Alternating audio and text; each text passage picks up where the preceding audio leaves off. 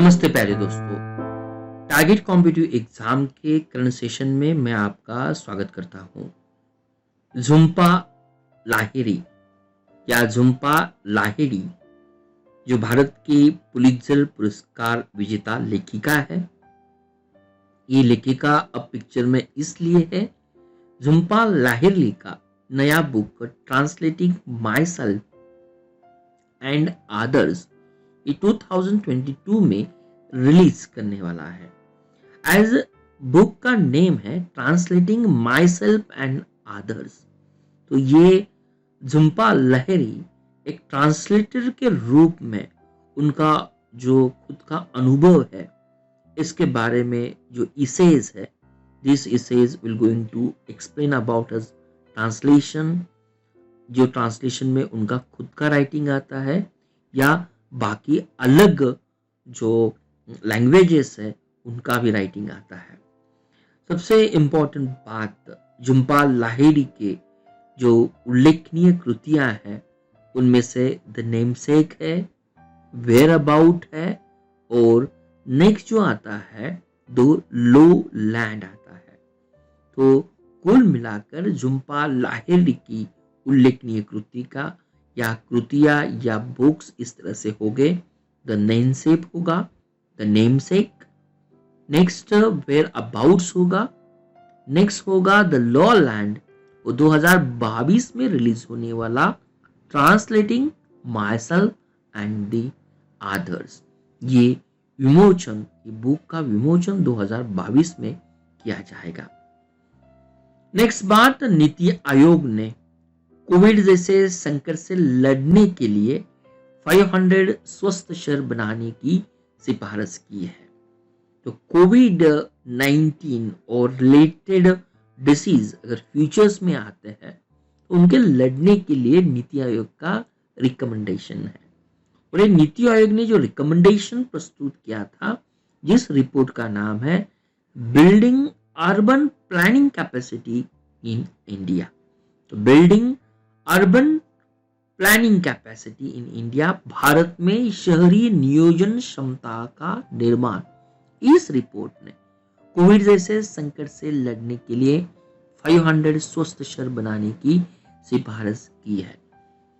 तो इस रिपोर्ट के अनुसार भारत को अगले 5 वर्षों में 500 स्वस्थ शहर बनाने के लिए एक सेंट्रल या केंद्रीय क्षेत्र योजना की आवश्यकता पर उन्होंने जोर दिया है। भारत के लिए ministry of housing and urban affairs, ये भारत के राज्य और जो इंडियन टेरिटरीज हो गए उनके साथ मिलकर आने वाले दिनों में ये 500 स्वस्थ शहरों की योजना बनाएंगे। नीति आयोग के उपाध्यक्ष राजीव कुमार ने अर्बन एरियाज में कार्बन फुटप्रिंट को कम करने की आवश्यकता पर भी जोर दिया है। ये जो रिपोर्ट है, रिपोर्ट का नाम है भारत में शहरी नियोजन क्षमता का निर्माण। इसमें जो रिकमेंडेशंस है, जो सिफारिशें शामिल की है, जिसमें स्वस्थ शहरों की योजना बनाने के लिए हस्तक्षेप, शहरी भूमि का इष्टतम उपयोग, मानव संसाधन क्षमताओं को बढ़ाना और शहरी शासन को मजबूत करना। तो नीति आयोग का ये रिकमेंडेशंस है कोविड जैसे संकट से लड़ने के लिए 500 स्वस्थ शहर बनाने की स्कीम भारत में हो। नेक्स्ट बात आती है हमारे ईस्टर्न नेवल कमांड के बारे में। इसे हम पूर्व नौसेना कमान भी कह सकते हैं।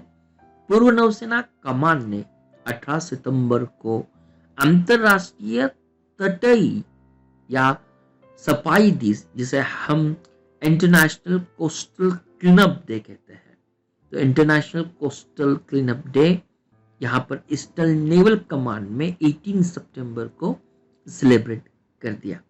मेन एरिया ऑफ फोकस इस दिन में मैंग्रोव प्लांटेशन को, उसी के साथ प्लास्टिक और जो नॉन बायोडिग्रेडेबल वेस्ट है उनको यहाँ तक क्लियरेंस करना, ये इस दिन का मेन मकसद था। यहाँ पे इंटरनेशनल कोस्टल क्लीनअप डे या अंतरराष्ट्रीय तटीय सफाई दिवस पहली बार 1986 से मनाया गया था। उसके बाद यहाँ पर यूएनईपी और साउथ एशियन रीजन में ये हमेशा 18 सितंबर को मनाया जाता है। नेक्स्ट पर्सनालिटी चर्चा में थी के एम रॉय। तो के एम रॉय एक प्रसिद्ध पत्रकार थे। उनका 18 वर्ष के आयु में निधन हो गया। ये मंगलम डेली पूर्व के संपादक भी थे। उन्होंने Indian Federation of Working Journalist के महासचिव के रूप में भी काम किया था। तो पत्रकार के एम राव हाल ही में चर्चा में इसलिए थे कि चर्चा में प्रसिद्ध पत्रकार होने के बावजूद वो Indian Federation of Working Journalist के महासचिव भी थे।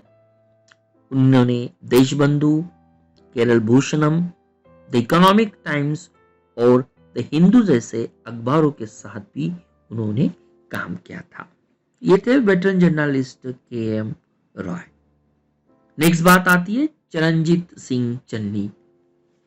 चरणजीत सिंह चन्नी ये पंजाब के पहले दलित और 16वें मुख्यमंत्री बन चुके हैं। पंजाब के 15वें मुख्यमंत्री अमरिंदर सिंह ने 18 सितंबर को अपने पद से इस्तीफा दे दिया था। तो चरणजीत सिंह चन्नी को सर्वसम्मति से पंजाब के कांग्रेस विधायक दल के नेता के रूप में चुना गया। उसी के साथ सुखजिंदर सिंह रंधावा और ओपी सोनी पंजाब के उप मुख्यमंत्री के रूप में उन्होंने भी शपथ ग्रहण की। सबसे इंपॉर्टेंट बात, सभी राज्यों में पंजाब की आबादी, दलित आबादी का प्रतिशत सबसे अधिक, मींस ऑलमोस्ट 32% दलित आबादी पंजाब में है। पंजाब की अगर बात कर लेते हैं, पंजाब की राजधानी चंडीगढ़ आती है। पंजाब के राज्यपाल बनवारी लाल पुरोहित है और भांगड़ा और गिद्धा ये पंजाब का एक लोकप्रिय नृत्य भी है। नेक्स्ट बात सुर्खियों में आती है, सरकार ने दुनिया का सबसे लंबा राजमार्ग, जिसे हम लॉन्गेस्ट हाईवे कहते हैं, ये Delhi to Mumbai express highway का निर्माण कर रही है। ये इसलिए चर्चा में था कि केंद्रीय सड़क परिवहन और राजमार्ग मंत्री नितिन गडकरी ने ये हाल ही में एक घोषणा की गई थी कि सरकार दुनिया के सबसे लंबे राजमार्ग यानी मुंबई दिल्ली एक्सप्रेस हाईवे का निर्माण कर रही है और यह हाईवे 2023 तक पूरा हो जाएगा। हाईवे की कुल मिलाकर लेंथ 1380 किलोमीटर आती है और ये 8 लेन का हाईवे है। ये जी highway Mumbai Delhi express highway ये 6 राज्यों से होकर गुजरता है। उसमें दिल्ली, हरियाणा, राजस्थान, मध्य प्रदेश, गुजरात और महाराष्ट्र भी आते हैं। दिल्ली मुंबई एक्सप्रेस हाईवे की आधारशिला 9 मार्च 2019 को रखी गई थी। एक्सप्रेस हाईवे अगर एक्सप्रेस है तो 320 मिलियन लीटर से अधिक वार्षिक ईंधन की बचत करेगा। उसी के साथ कार्बन डाइऑक्साइड उत्सर्जन को भी बहुत ज्यादा मात्रा पर वो कम करेगा। दिल्ली मुंबई एक्सप्रेस की जो अन्य विशेषता है, इस विशेषता में 2 8 लेन सुरंगें शामिल है। एक सुरंग जिसे हम टनल भी कहते हैं, मुकुंदरा अभयारण्य राजस्थान के माध्यम से 4 किलोमीटर के लिए क्षेत्र में लुप्तप्राय जीवों को परेशान के लिए बिना गुजारने की इजाजत देता है। ये था 8 लेन सुरंग जो 4 किलोमीटर लंबा है राजस्थान के मुकुंदरा अभयारण्य में, और दूसरा 4 किलोमीटर 8 लेन सुरंग या टनल माथेरान इकोसिस्टम जोन से होकर गुजरता है। एक सबसे बड़ी हम कहेंगे मुंबई या दिल्ली एक्सप्रेस हाईवे की खासियत है। नेक्स्ट सुर्खियां हम कवर करने वाले हैं। यहां पर आता है expression of interest to supply ethanol. ये सबसे खुशी की बात है, ऑलमोस्ट 197 बिडर्स ने या बोलीदाताओं ने इथेनॉल की आपूर्ति के लिए पहले एक्सप्रेशन ऑफ इंटरेस्ट या EOI के लिए आवेदन दिया है। इथेनॉल की आपूर्ति हेतु जो एक्सप्रेशन ऑफ इंटरेस्ट है, लॉन्ग टर्म एग्रीमेंट होगी with ethanol plants for supplying ethanol. तो ये सबसे एक ओवरवेलमिंग रिस्पॉन्स मिला है। पेट्रोलियम और प्राकृतिक गैस मंत्रालय के मार्गदर्शन में तेल विपणन कंपनियों की ओर से भारत पेट्रोलियम कॉर्पोरेशन लिमिटेड या BPCL द्वारा 27 अगस्त को ये एक्सप्रेशन ऑफ इंटरेस्ट प्रस्तुत किया गया था। यहां पर सरकारी आंकड़ों के मुताबिक लास्ट साल और इस साल का अगर हम कंपैरिजन करते हैं तो इथेनॉल की खरीदी में कंपैरेटिवली बहुत बढ़ोतरी मिल चुकी है। यहां पर भारत सरकार का जो टारगेट है इथेनॉल सम्मिश्रण का लक्ष्य 20% और उससे अधिक प्राप्त करना है।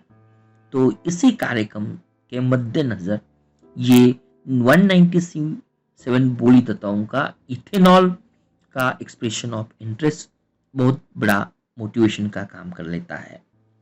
EBP इसका नाम आता है इथेनॉल ब्लेंडेड पेट्रोल प्रोग्राम। यहां मिनिस्ट्री ऑफ पेट्रोलियम और नेचुरल गैस ने 2003 में स्टार्ट किया गया था। तो ये भी सबसे इंपॉर्टेंट बात आती है। नेक्स्ट बात आती है,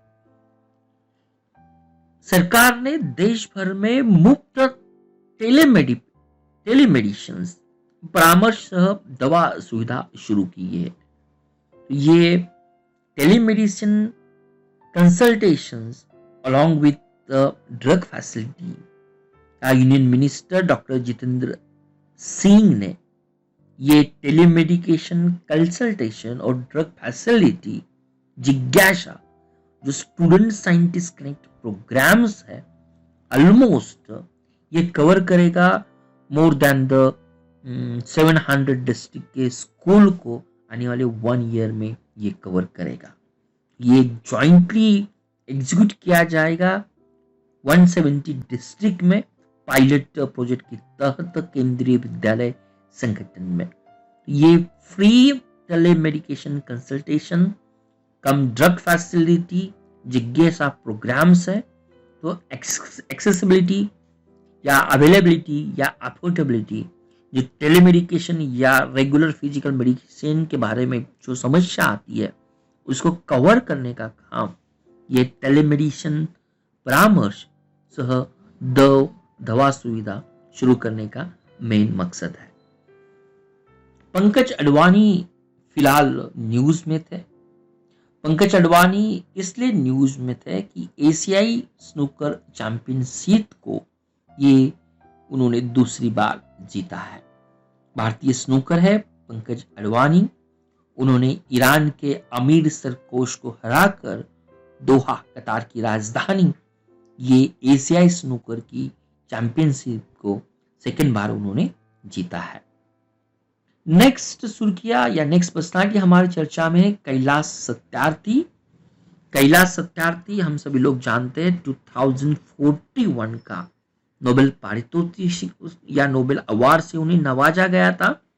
तो नोबेल शांति पुरस्कार के विजेता कैलाश सत्यार्थी दुनिया भर में बच्चों के अधिकारों की रक्षा और उनको बढ़ावा देने के लिए ध्यान केंद्रित करेंगे, इसलिए वो चर्चा में थे। संयुक्त राष्ट्र के महासचिव एंटोनियो गुटेरेस ने कैलाश सत्यार्थी को सस्टेनेबल डेवलपमेंट गोल्स या SDG सतत विकास लक्ष्य को एडवोकेट के रूप में उन्हें नियुक्त किया है।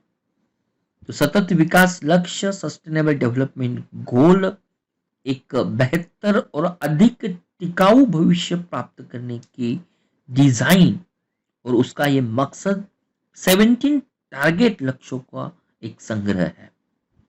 यूएनडीपी द्वारा 2015 में उनको लॉन्च किया गया था और 2030 तक उसे पूरा किया जाएगा। मेरे प्यारे दोस्तों, ये कुछ इंपॉर्टेंट सुर्खियां थी मंथ ऑफ सितंबर के लिए। मुझे पूरी उम्मीद है आपने उसको एंजॉय जरूर किया होगा। जय हिंद।